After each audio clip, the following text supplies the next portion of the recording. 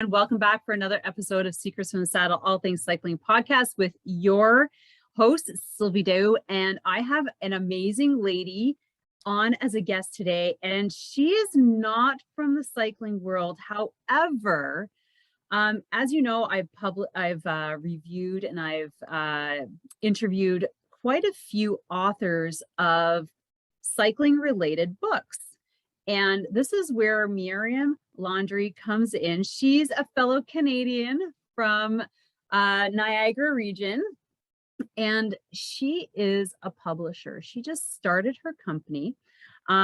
She is the founder of Miriam Laundry Publishing, the author of 5 best-selling and award-winning children's books. So not adult books, but children's books. So you parents, I want you to slide to the end of your chair and listen. Or even if you're somebody who has a great cycling journey that you're thinking about publishing or putting on paper, Miriam can talk. She specializes in kids' books.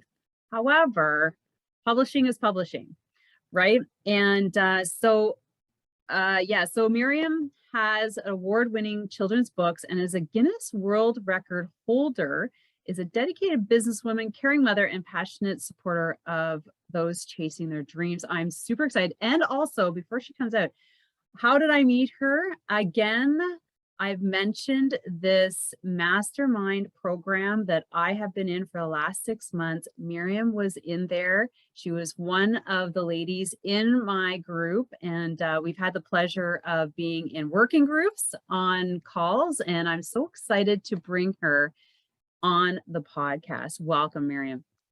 Hi, Sylvie. Thank you for having me. I am so excited to get started. We have quite a few talking notes to target, but tell me how you got into your passion of publishing. Yes. Okay. So this brings me back to 2012. 2012 was the year my youngest son was born. I have 4. Lucas was born, and the following day. You have a Lucas too? I do, a 9-year-old. How old is yours? 9. That's interesting. Yes. When was he born? June 12th. Okay, February 19th. That would have been really funny. Sorry. Yes. It must have been a popular name that year. It was, yeah. Yeah, so that great, the birth of Lucas was amazing, but the following day, our family received tragedy, horrible news. We lost my niece to suicide. She was 17. And this just, it was so hard for the whole family. I can only speak for myself. It was really difficult for me because I was still in the hospital with my 4th child. It was the only child for my sister-in-law and brother-in-law. So it just really affected me. So probably 5-6 weeks later, my husband noticed I was not in a good place. So he suggested I attend a self-esteem seminar, a conference put on by Jack Canfield. So we had been to it the year before. So I went, and it was an amazing week, right? 300 people all learning how to believe in themselves, how to take responsibility for their lives, how to set goals, all that wonderful stuff. Yeah. And I just kept thinking, I wish my niece would have learned this when she was younger. I wish my kids would have learned this. Where would my life be had I learned those amazing, just principles about life? Yeah. So on the flight home, I wanted to get home and teach my kids something that I had learned. And I thought, I just can't go home and be mom, hitting them over the head with the You're so with the good. message. Yeah. Yeah, or like telling them this is what you have to do with your life. I couldn't do that. So I thought I'm going to put it into a story. And that's when I wrote my first book. It's called I Can Believe in Myself.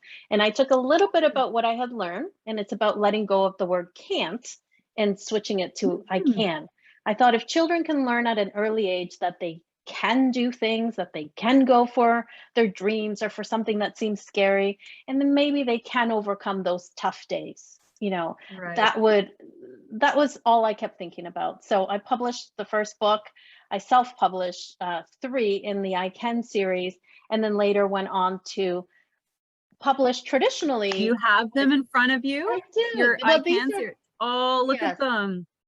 These are amazing. You guys, if you're listening to this, it's good there. The link is above. You can jump right onto YouTube and actually look at some of the book, because I know Miriam's going to be showing us more, but those are great looking books.